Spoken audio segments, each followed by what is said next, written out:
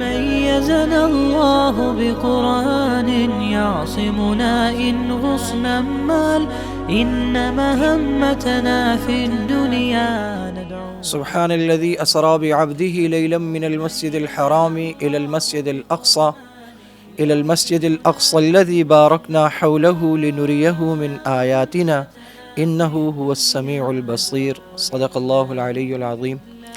اللہ سبحانہ و تقدس نے آپ صلی اللہ علیہ وسلم کو آسمانوں پر اپنے پاس بلایا، جسے معراج کا سفر کہا جاتا ہے۔ حضرت جبرائیل امین علیہ السلام تشریف لائے اور آپ صلی اللہ علیہ وسلم کو مکہ مکرمہ سے بیت اللہ سے بیت المقدس لے گئے اور پھر وہاں سے آسمانوں پر اللہ سبحانہ و تقدس کے پاس لے گئے۔ آپ صلی اللہ علیہ وسلم بیت المقدس تشریف لے گئے، وہاں تمام انبیاء علیہم الصلاۃ کی امامت فرمائی۔ پھر آسمانوں پر حضرت جبرائیل علیہ السلام آپ کو لے گئے، دروازہ کھلوایا تو پہلے آسمان پر سیدنا آدم علیہ السلام سے آپ کی ملاقات ہوئی، انہوں نے آپ کو مرحبا کہا، مبارکباد دی۔ اور پھر دوسرے آسمان پر آپ تشریف لے گئے، حضرت یحییٰ بن زکریا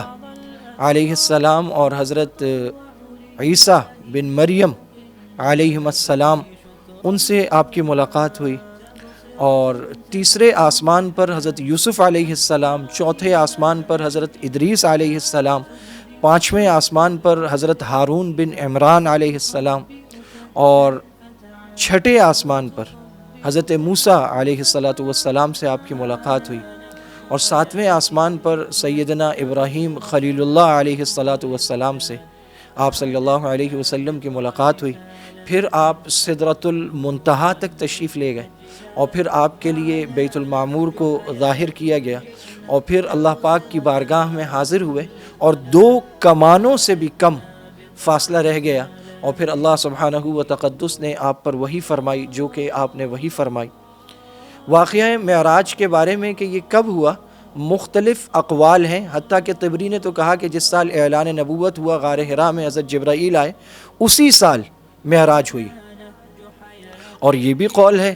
کہ یہ نبوت کے 5ویں برس ہوئی ہے، جس طرف امام نووی گئے ہیں اور امام قرطبی نے فرمایا ہے، اور نبوت کے 10ویں سال 27 رجب کو ہوئی ہے، جسے علامہ منصور پوری نے اختیار کیا ہے۔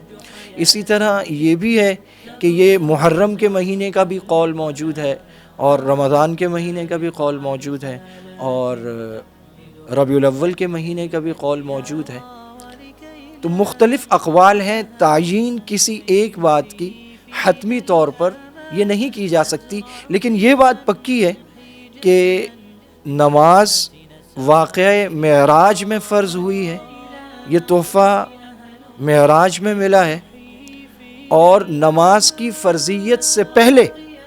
سیدہ خدیجۃ الکبریٰ رضی اللہ تعالی عنہ کا انتقال ہو چکا تھا، اور آپ کا انتقال نبوت کے 10ویں سال ماہ رمضان میں ہوا ہے، یعنی اس کے بعد کا یہ واقعہ ہے۔ اور یہ بھی کہا گیا کہ یہ بیعت عقبہ اولیٰ اور بیعت عقبہ ثانیہ ان کے درمیان کا واقعہ ہے، جو کہ 11 اور 12 ہجری میں ہے، اور اسی طرح بیعت عقبہ اولیٰ سے تھوڑا سا پہلے۔ تو کسی ایک تاریخ کو مختص کر لینا، طے کر لینا، تو یہ حتمی طور پر ممکن نہیں ہے۔ اسی طرح یہ کہ واقعہ معراج کے حوالے سے یہ آپ صلی اللہ علیہ وسلم اور پوری امت کے لیے بہت بڑے اعزاز کی بات ہے۔ ہر آسمان پر جس نبی سے آپ کی ملاقات ہوئی ہے، انہوں نے باقاعدہ آپ کو مبارکباد دی ہے، تو وہ مبارکباد یقیناً اس بارگاہ میں بنفس نفیس حاضری پر تھی جو اللہ سبحانہ و تقدس نے آپ صلی اللہ علیہ وسلم کو عطا فرمائی۔ اور اسی طرح یہ کہ سیدہ خدیجۃ الکبریٰ اور حضرت ابو طالب کے انتقال کی وجہ سے آپ حزین اور ملول تھے، تو آپ کی دلجوئی بھی اس سے مقصود تھی، لیکن قرآن کریم نے جو اصل بات یہاں کہی ہے لِنُرِيَهُ مِنْ آیاتنا، تاکہ ہم اپنی نشانیاں دکھلائیں۔ اور انبیاء علیہم السلام کو اللہ پاک ایسی نشانیاں دکھلاتے ہیں تاکہ عین الیقین حاصل ہو جائے اور وہ بڑی سے بڑی تکلیف کو خندہ پیشانی کے ساتھ جھیل جائیں، جیسے حضرت ابراہیم علیہ السلام کے بارے میں کہا گیا وَكَذَلِكَ نُرِي إِبْرَاهِيمَ مَلَكُوتَ السَّمَاوَاتِ وَالْأَرْضِ وَلِيَكُونَ مِنَ الْمُوقِنِينَ، زمین و آسمان کی سلطنت اس لیے دکھلائی تاکہ وہ یقین کرنے والوں میں سے ہوں۔ حضرت موسیٰ کے بارے میں کہا لِنُرِيَهُ مِنْ آيَاتِنَا الْكُبْرَى، تاکہ ہم آپ کو اپنی بڑی بڑی نشانیاں دکھلائیں۔ تو انبیاء علیہم السلام کو ایسی نشانیاں دکھلائی جاتی ہیں۔ واقعہ شق صدر دوبارہ یہاں پیش آیا ہے۔ اللہ سبحانہ و تقدس نے 50 نمازیں فرض کی، آپ واپس تشریف لائے، حضرت موسیٰ سے ملاقات ہوئی اور ان کے کہنے پر آپ تشریف لے گئے، اور اس طرح آنے جانے میں وہ نمازیں کم ہوئیں جو آخر میں 5 رہ گئیں، اور وہ 5 نمازیں جو معراج میں فرض ہوئیں، آپ صلی اللہ علیہ وسلم نے فرمایا کہ میری آنکھوں کی ٹھنڈک ہے اور دین کا ستون ہے، اور معراج ہے مومن کی، الصلاۃ معراج المومن، اور یہ مومن کی معراج ہے، معراج میں عطا ہوئی ہے۔ اور جس طرح آپ بنفس نفیس اوپر تشریف لے گئے اور اتنا اونچا مقام ملا، اسی طرح انسان نماز پڑھ کے گویا کہ معراج حاصل کر لیتا ہے، اللہ پاک کے قریب چلا جاتا ہے۔ تو یہ وہ تحفہ ہے جو معراج کا اصل تحفہ ہے، جس کی ہمیں قدر کرنی چاہیے، اور آپ صلی اللہ علیہ وسلم نے اسے اپنی آنکھوں کی ٹھنڈک قرار دیا اور اسلام اور کفر کے درمیان حد فاصل قرار دیا۔ اور باقی رہ گئی یہ بات کہ اس رات میں کوئی خاص عبادت، خاص نوافل، ایسا کچھ نہیں ہے، اور صحابہ اکرام سے یا آپ صلی اللہ علیہ وسلم سے ایسا کوئی ارشاد، ایسا کوئی عمل ثابت نہیں ہے۔ صحابہ آپ کے بعد 100 سال موجود رہے ہیں، اور اسی طرح اس کے اگلے دن کا روزہ اور اس کی کوئی بڑی فضیلت ایسا کوئی ثابت نہیں ہے۔ 1 یا 2 ضعیف روایات ہیں اس میں، لیکن حتمی طور پر ایسا نہیں ہے۔ اور حضرت عمر فاروق رضی اللہ تعالیٰ عنہ کا تو یہ عمل ثابت ہے کہ جب آپ کو پتہ چلا کہ لوگ باقاعدہ فضیلت والا قرار دے کر روزے رکھتے ہیں اور اس کی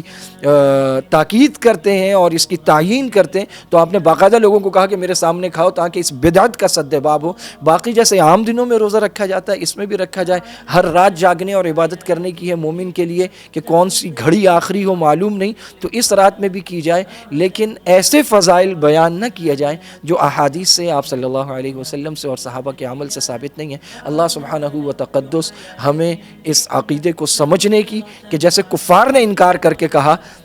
اور وہ انکار اسی لیے کیا کہ وہ یہ سمجھ رہے تھے اور آپ یہی بتا رہے تھے کہ میں بنفس نفیس گیا ہوں، یعنی خواب کی حالت میں نہیں ہوئی، خواب کی معراج منام میں اس کے علاوہ ثابت ہے، یہ روح مع الجسد معراج تھی، اسی لیے کفار نے انکار کیا، اور اسی لیے اس کی تصدیق پر حضرت ابوبکر رضی اللہ تعالیٰ عنہ کو صدیق کا خطاب اس موقع پر ملا۔ یہ روح مع الجسد معراج تھی جو آپ صلی اللہ علیہ وسلم کو عطا کی گئی، اور نماز کی فرضیت ہوئی، وہ تحفہ ملا۔ جهلا للجنة نسعى بنضال آت الكف يا مسلمنا لا تغرق فالدنيا زوال فالغاية والهدف